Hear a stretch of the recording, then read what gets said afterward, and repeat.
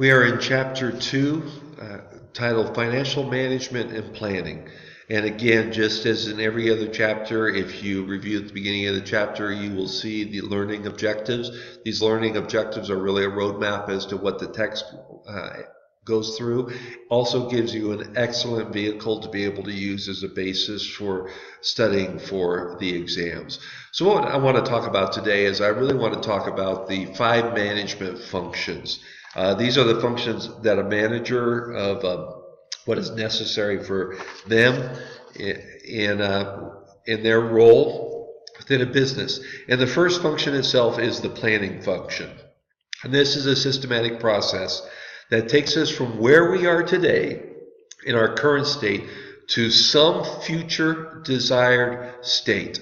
In other words, here we are at point A. This is where we want to be 12 months in the future, 5 years in the future, 25 years in the future, 3 days in the future, whatever the process is. And as you look at it, you just recognize that really as part of this strategic planning process, there's 2 kinds of planning that occur. This planning process. The first one is strategic planning, which is the overall plan for the business. And then the functional planning is really gets down into the day in and day out as to how all of the moving parts of a business are going to work together to accomplish what has been established in the strategic plan. And the strategic plan is always going to have, as part of it, a part of this planning process is goal setting.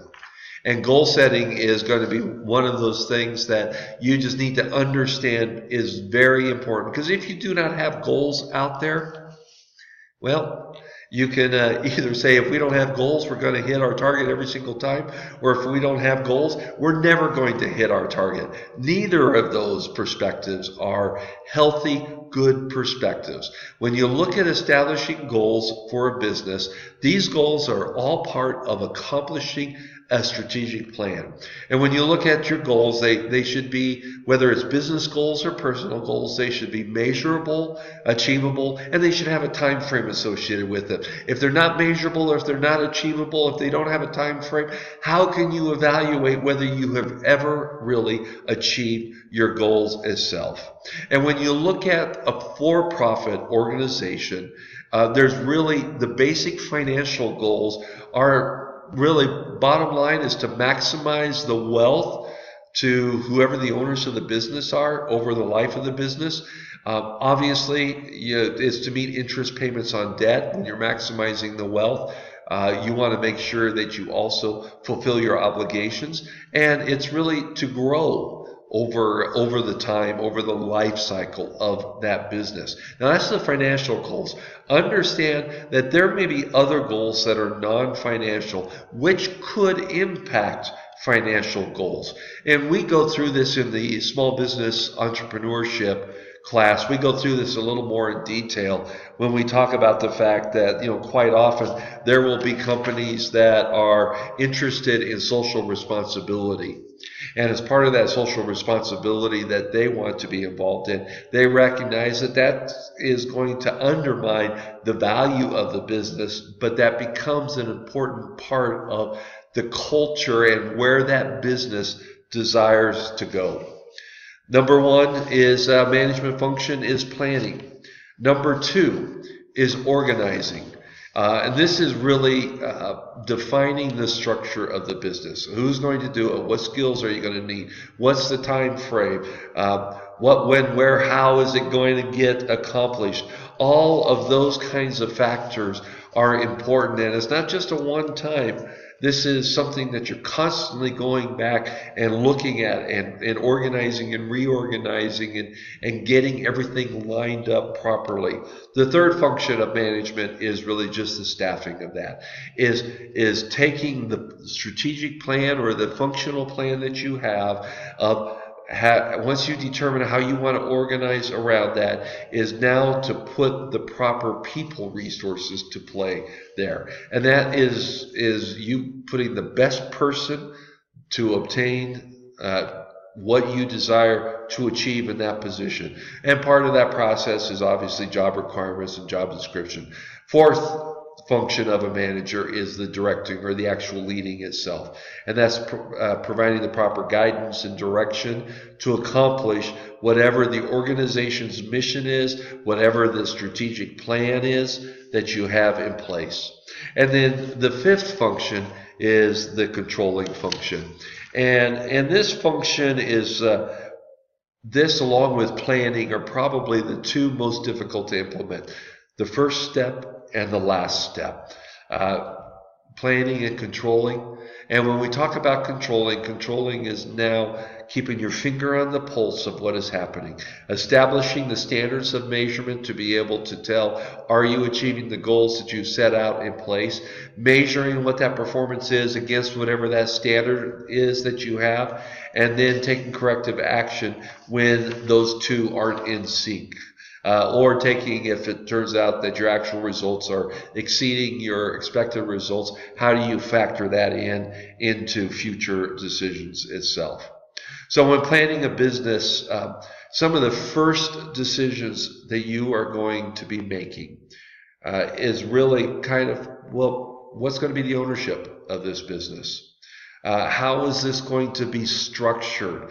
You can see in the United States itself that a lot of times we have a tendency to think that it's primarily driven by what are called C Corps, which is just your regular corporation out there. That's your IBMs, your Apples, your General Motors type thing. But you can see that really the greatest percentage of businesses in the United States is by far proprietorship. And then partnership and S Corps, which are the next two, which we'll talk about in just a minute here. Those also are primarily small businesses. So as you can see here, making the decision to be what kind of business you're going to be, most companies make decisions to fall under certain kinds of categories here. And we're going to talk about, let me just talk briefly about the four basic forms of business ownership that we have in the United States.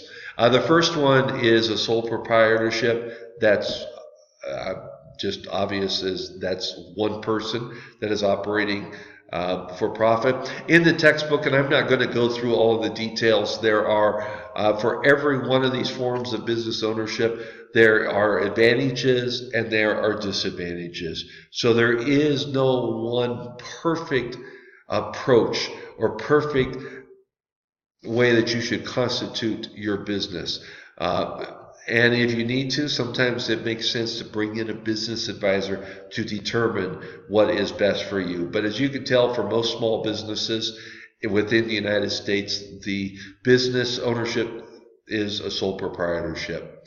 Another type of business is a partnership, which is two or more persons who carry out a business as co-owners for a profit. It doesn't have to be 50-50. It can be 20-80, 30-70, 99-1. It's just whatever the partnership determines and agrees to. And when we talk about partnership, there's really three kinds of partnerships that are out there. There's what's a general partnership and a limited partnership. There's also an animal out there called a limited liability partnership, but this isn't something that is that usual and useless. I would even say it's not really that useful. If people want what some of the advantages of a limited liability partnership, I would have them look at an LLC instead, which is a limited liability company, rather than a limited liability partnership. When we talk about limited partnerships itself, general partnerships are this is where people participate in the profits, and they may also participate in the business of themselves. Quite often you see this in 50-50 partnerships. Limited partnership is where you really see a partner or a couple of partners who are significantly involved in the day-to-day operations and management of the partnership themselves. And then there are other partners who have an equity interest in the partnership, but they, in essence, are silent partners. For example, sports teams. A lot of sports teams are set up this way, where Jerry Jones of the Dallas Cowboys He's not the only guy who owns. He's got other partners also associated with him. Most sports teams are put that together that way. Real estate development corporations quite often have one person who is managing and driving the real estate initiative, part of the partnership, and then you have a whole bunch of other people who are just investors who are just looking at getting a return on their investment themselves. Again, these all have advantages and disadvantages to them. The third type of business ownership is what is called a corp or a C corp.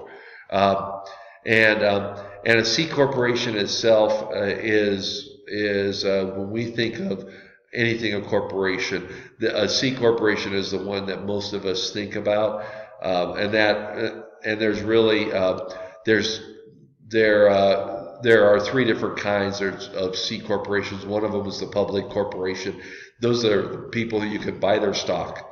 You can go to the New York Stock Exchange, Pacific Stock Exchange, a number of stock exchanges that buy their stock.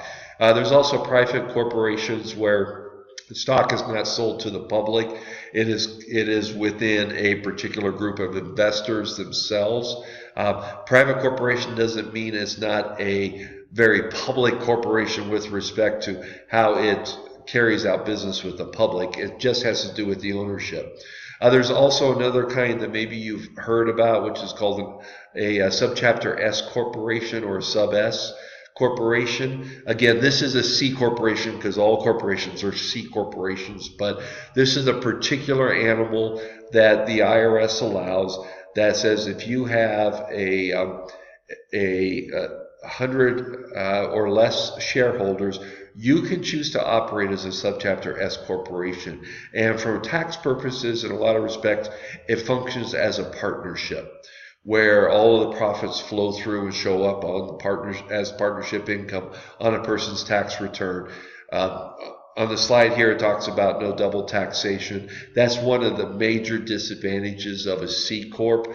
And let me just explain the concept of double taxation very quickly to you, because sole proprietorships do not have double taxation. Partnerships do not have double taxation. LLCs do not have double taxations. The only ones that have double taxation potential are public and private C Corps. And double taxation refers to this. It's probably easiest to explain it through an example. Let's say a public corporation makes money. They make all sorts of money, and at the end of the year, their income, whether it's public or private, it doesn't really matter. Their income is $100,000.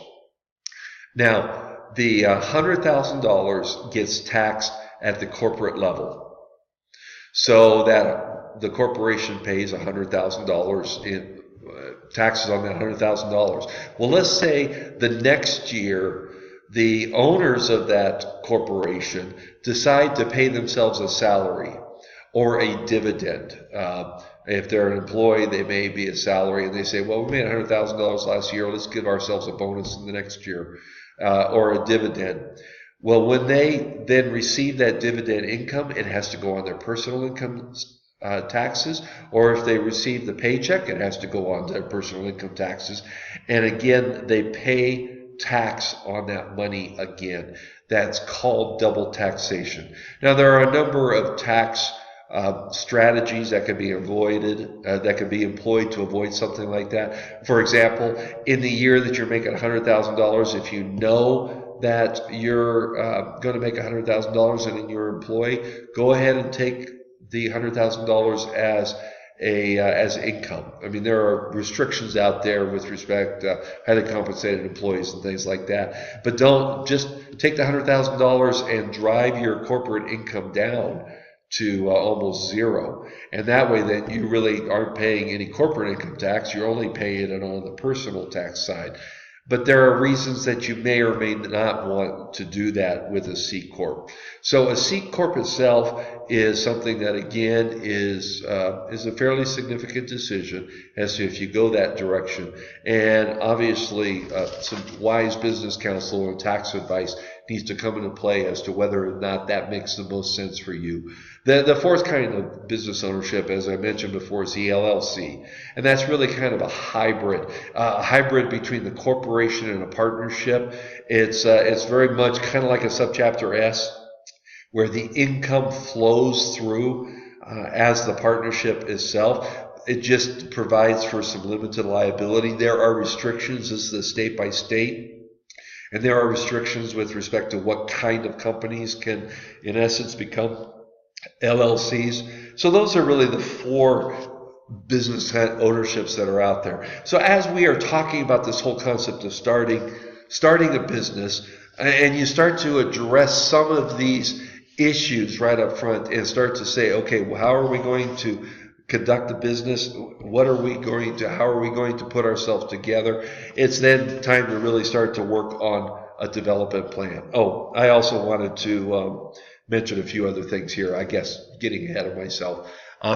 There's a couple of other terms that are out there, and these can happen regardless of what the underlying business structure is itself. One of them, which is a franchise, which is a type of business operation. It's not the ownership itself, because you can have a franchise as a sole proprietor, you can have a franchise as an LLC, you can have a franchise as C Corp. You get the drift. But a franchise is a business in which the buyer, who is the franchisee, purchases the right to sell goods or services of the seller, who is the franchisor. Just think examples like McDonald's. A franchisee is somebody who says, "I purchased the right to to build and operate a McDonald's restaurant in Helena."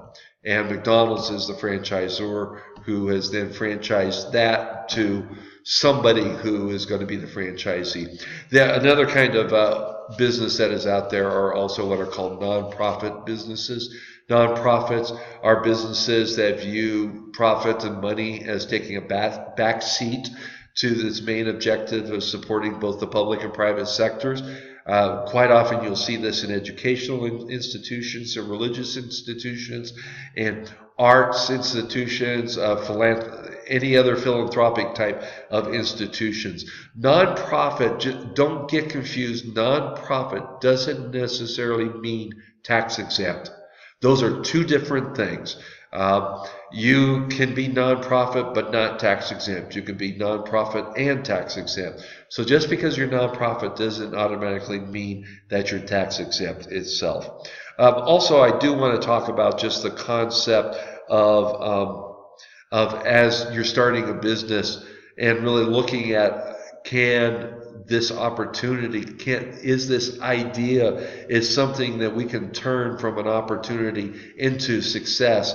Is there something out there called SWOT analysis? And you need to be familiar with just the term itself. SWOT analysis, merely SWOT, means strengths and weaknesses and opportunities and threats. And you basically break out your analysis of looking at those things that are internal to the business, their strengths and the weaknesses.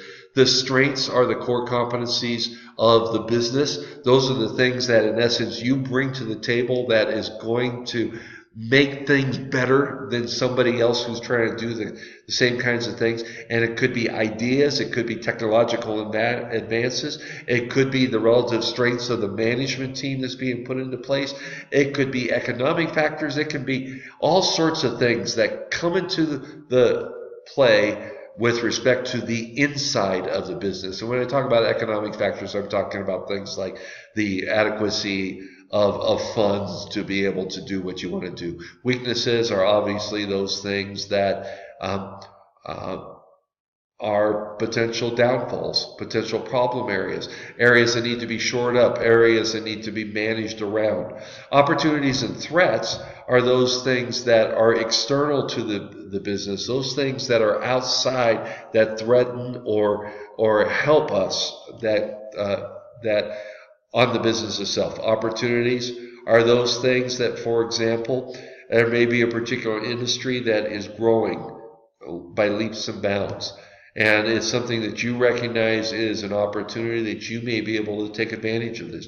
There are threats out there that may be a threat to your business. I mentioned one before in the coal industry, for example.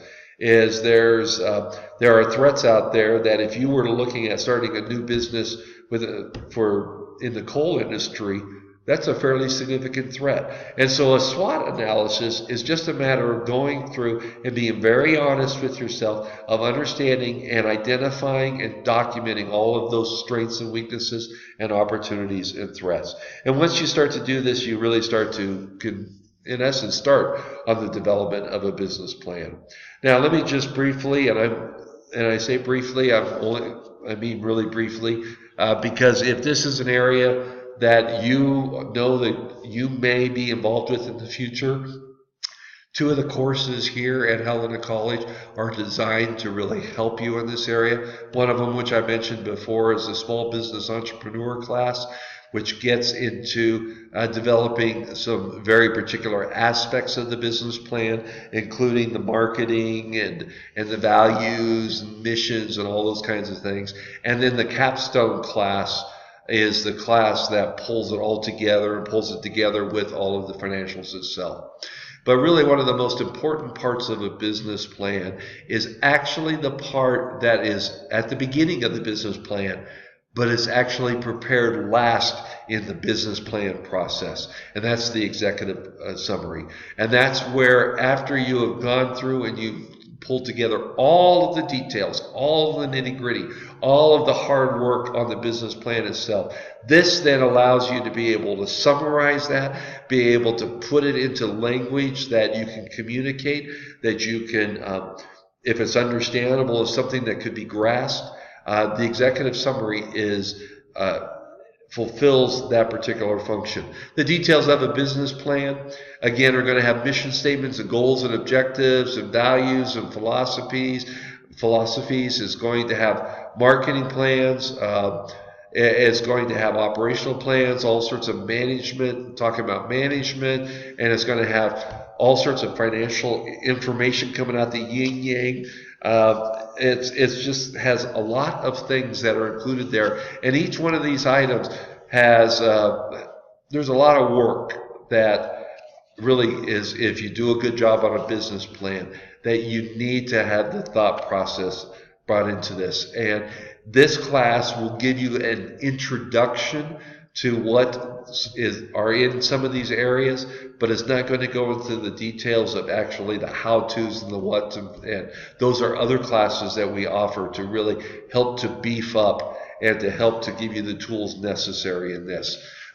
Within any business plan, obviously, just depending upon what the business is, you may have all sorts of other things that you attach to that. If you're looking at opening up a retail location, you may have traffic studies, and you're going to have maps, and you're going to have all sorts of real estate related stuff. You may have demographic studies with respect to potential customers and market research, and in essence, anything that is necessary to help to understand, to augment, to support the plan would go within the body of an appendix.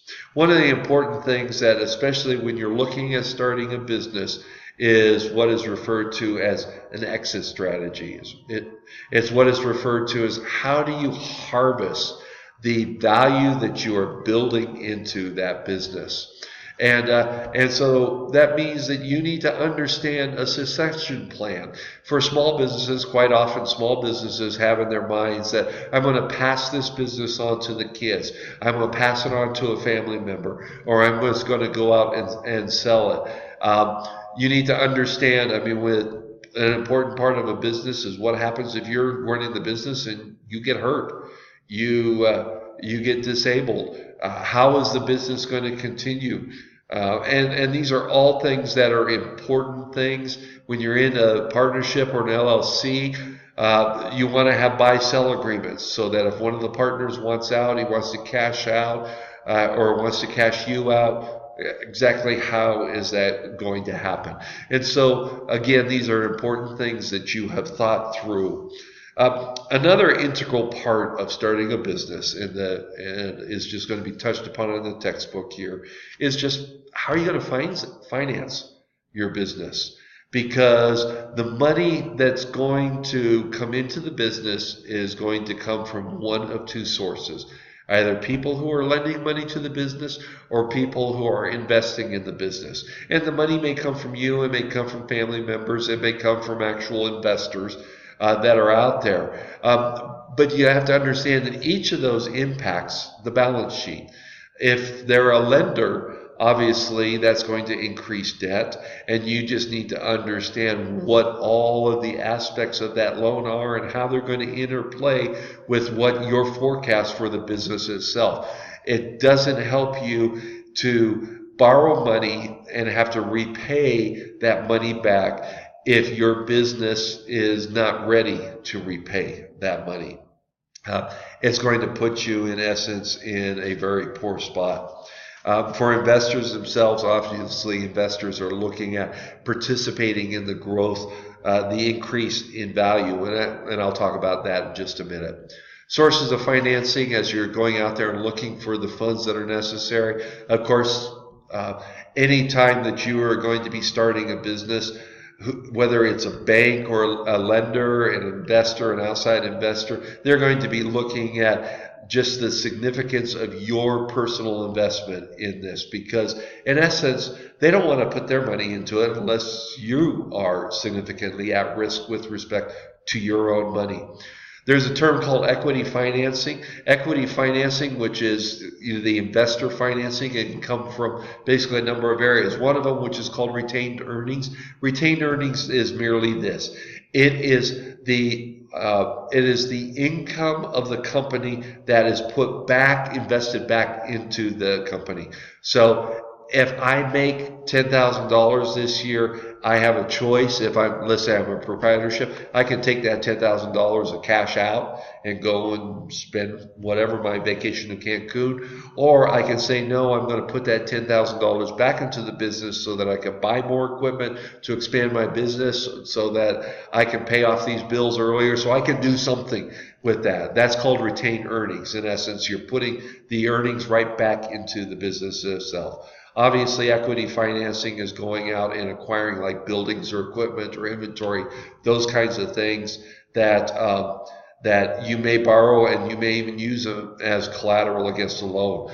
Just briefly, I'm going to mention the textbook goes into more detail on this. Small Business Administration has two major kinds of loans, of programs out there. One of them they call the 504 for purchasing especially significant pieces of machinery, or constructing or expansion of a facility, for example. They also have a guaranteed loan program, the 7A program. There's other kinds of programs out there. You can read the text specifics on that. They'll also give you links as to where you can find more information from the SBA itself. Just lastly, I want to mention just investors themselves are expecting a positive return on their investment. There's something that's called angel investors. Angel investors quite often are willing to go in and provide seed money, that's the initial start money, and some mentoring to start up a business. They, of course, are expecting a fairly significant piece of the pie, and they're looking for the potential of great, very high return on that kind of risk. Angel investors also kind of have a mindset that they recognize that, boy, I go out and make 10 of these kind of investments, I may lose money on 8 of them where they go belly up, but those other 2 are just going to go through the roof to more than make up for the 8 that I've lost.